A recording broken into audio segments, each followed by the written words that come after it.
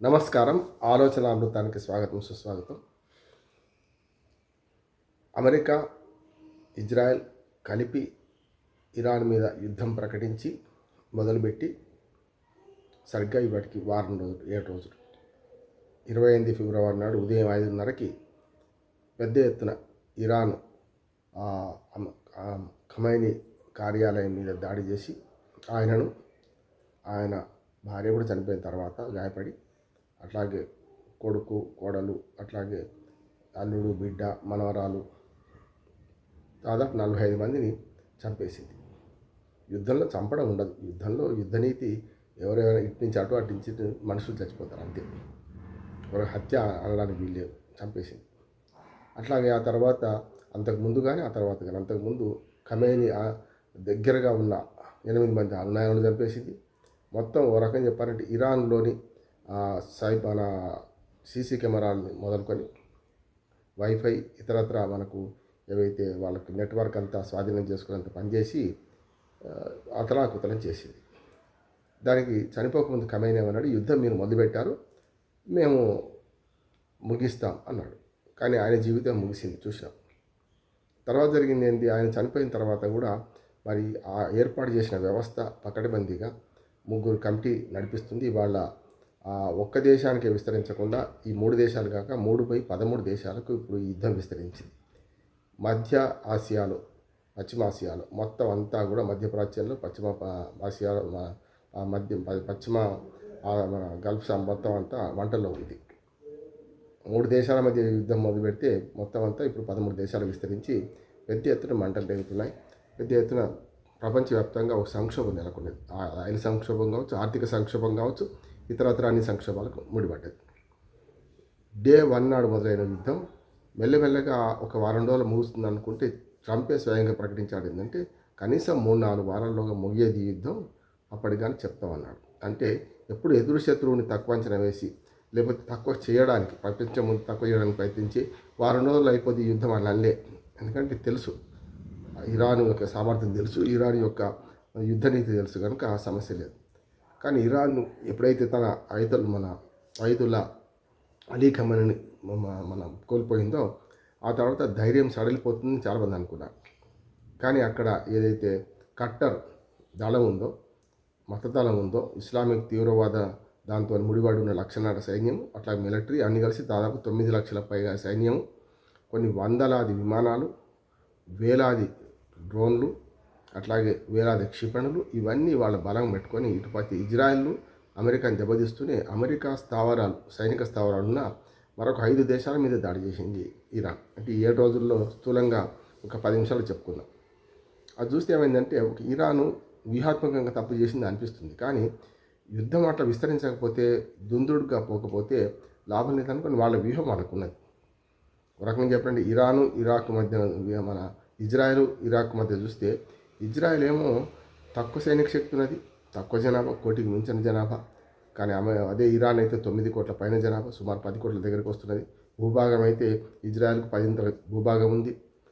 అట్లానే ఒకనాడు మనకు ఇరాక్ చూసుకుంటే పర్షియా ఆ దేశం పేరు మొట్టమొదటి.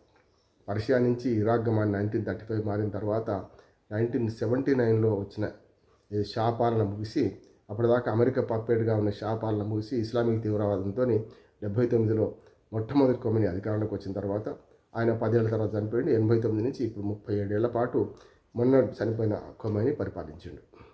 ఒక రకంగా అన్నిటికంటే సుప్రీం అక్కడి మతాధికారి, ఒక రకంగా చెప్పి అయాతుల్లా అనేది మతం సంబంధించిన అంశం. కనుక అట్లా ఆయన చనిపోయిన తర్వాత కూడా ఆ 3 మెన్ కమిటీ పాలించడం, ఇటీవలనే మళ్ళీ వెంటనే తన కొడుకు, తన రెండవ కొడుకైన ముజ్తబా ఖమేనీని మనం పీఠమెక్కించే ప్రయత్నం చేయడం, వాడిని కూడా చంపేస్తామని అమెరికా భీషణ ప్రయత్నం చేయడం చూస్తున్నాం.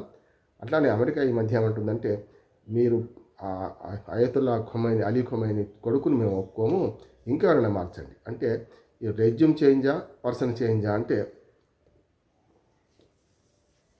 పర్సన్ చేంజ్ కాదు, రెజ్యూమ్ చేంజ్ కావాలంటుంది. అంటే మొత్తం వ్యవస్థ మారాలనుకుంటుంది. అంటే తమ అనుకూలమైన ప్రభుత్వాన్ని అక్కడ పెట్టుకుందాం అనుకుంటుంది.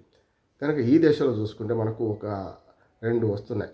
ఒకటి, ఇరాన్ వ్యూహాత్మకంగా తప్పు చేసిందా, అంటే మిగతా దేశాలన్నింటినీ మీద దాడి చేసి శత్రువుల సంఖ్య పెంచుకున్నదా అనే మాట అనిపిస్తుంది. నిజమే కావచ్చు. కానీ అమెరికా తానంతట తాను ఆ సైనిక స్థావరాలు కువైట్ కావచ్చు, అబుదాబి కావచ్చు, లేకపోతే మనకు దుబాయ్ కావచ్చు, ఖతార్ కావచ్చు, ఇట్లా యూఏఈ కావచ్చు, ఈ దేశాల నుంచి ఆయుధాలు అక్కడ సైనిక స్థావరాల నుంచి అమెరికా విడవక ముందే వాటి మీద దాడి చేసుకుని ధ్వంసం చేసింది. దాంతోపాటు లక్షల రూపాయల విలువ చేసే డ్రోన్ల ద్వారా కోట్ల రూపాయల విలువ చేసే విమానాలు కొట్టిపడేస్తున్నాయి. ఆ స్థావరాల మీద దాడి చేస్తున్నాయి. వీళ్ళ ఖర్చు తక్కువ, వాళ్ళ ఖర్చు ఎక్కువ. అందుకని మొన్న ఈ మధ్యన వీడియో విడుదల చేసింది ఇరాన్. ఏంటంటే మా దగ్గర ఇన్ని వేల డ్రోన్లు ఉన్నాయి, చూసుకుందాం అంటుంది. అట్లాగే ఇవాళ సై అంటేనే ఇరాన్కు దూకుడుకు అడ్డుకట్ట వేయడానికి రకరకాల ప్రయత్నాలు జరుగుతున్నాయి.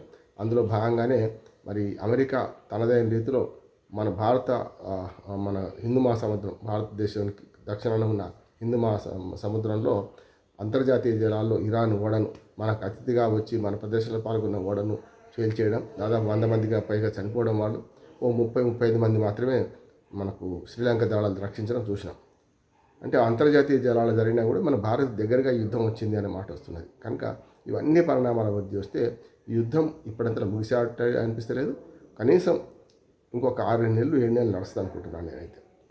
పోనీ ఇజ్రాయెల్ చేసిన మొదటి దాడి తర్వాత వెంటనే తేరుకొని ఇరాన్ ప్రవర్తించిన తీరు చూస్తే చాలా మెరుపు వేగంతోనే ఉంది. ఉరకం చెప్పినట్టు చుట్టుపక్కల దేశాల మీద దాడి చేస్తూ తనదైన తను రక్షించుకుంటూ మరి మారణహోమానికి పాల్పడదు. తానంతలు తాను మరి మొత్తం లొంగిపోతుందా అంటే వాడు చర్చలకు వచ్చారు కానీ మేము చర్చలకు అంగీకరించలేదు, టైం అయిపోయిందని ట్రంప్ అన్నాడు. ఇప్పుడేమంటున్నాడంటే మీరు చర్చలకు వచ్చినా మేము పాటించలేదు, మా పని మేము చేస్తాం, మిమ్మల్ని సమూలంగా నాశనం చేసేదాకా మేము ఊరుకోమంటున్నారు. ముజ్తఫా ఖొమైనీని అయితే మేము ఆ పాలకుడిగా అంగీకరించలేదు అంటున్నాడు. తమకు అనుకూలమైన వ్యక్తి కాకుండా, కనీసం ఆ కుటుంబం నుంచి కాకుండా, ఎందుకంటే తండ్రిని చంపిన అమెరికా మీద కక్ష తెలుసుకునే ప్రయత్నం ఉంటుంది కదా ముజ్తఫా ఖొమైనీది. కనుక అట్లా కాకుండా ఆయన కాకుండా మధ్యవర్గంగా ఎవరైనా పెట్టమంటున్నారు. ఇది ఎంతవరకు పోతుందో తెలియదు కానీ యుద్ధం మాత్రం మెల్లమెల్లగా విస్తరిస్తూ ఇప్పుడు కూటమి దేశాలు, మొన్నటిదాకా కెనడా లాంటి దేశం కూడా మనకు మొన్న తిరగబడ్డది అమెరికా మీద.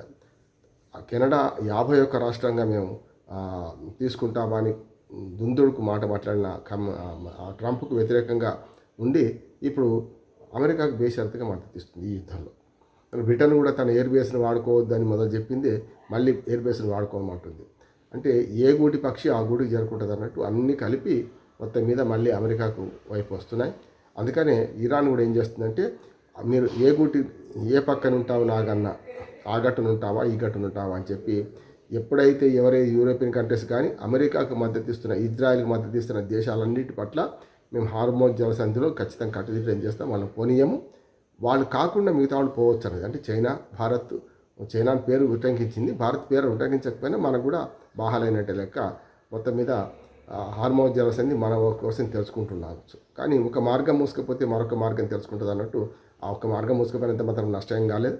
ఇటు పక్కన మనకు రష్యా ఆయిల్ తీసుకుంటున్నాం. అమెరికా కూడా ఏంటంటే మేము 30 రోజుల పాటు యుద్ధం ముగిసేదాకా 4 వారాలు మేము పర్మిషన్ ఇస్తున్నాం పోవాలి. మీరెవడు పర్మిషన్ ఇస్తేందుకు మాకు, మేము ఎట్లాగో తెచ్చుకుంటాం, మీరు వద్దంటే మీరు ఇస్తే ఇవ్వండి, ఇంకోటి మేము తెచ్చుకుంటామని మనం అంటున్నాం. ఈ రకంగా అమెరికా చర్య కూడా ఉన్నది. చూద్దాం ఏం జరుగుతుందో. యుద్ధకాండ 7 days, ఫస్ట్ డే ఏం జరిగింది, సెకండ్ డే, థర్డ్ డే, ఇట్లా వరుసగా అన్నీ మనం చూసుకుంటూ పోదాం. యుద్ధకాండ 1 to 7 ఇవాటికి 7 రోజులు జరిగింది. 7 రోజులలో జరిగిన దానిలో చూసుకుంటే మొత్తం మీద యుద్ధం ముగుస్తుందా నడుస్తుందా అనేది ప్రశ్నార్థకంగా మారింది.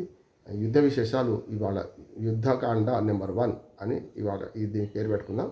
వరుసగా రోజువారీ విశేషాలు వివరిస్తాను, అట్లాగే గతకాలం పరిస్థితి కూడా వివరించే ప్రయత్నం చేస్తాను. నమస్కారం.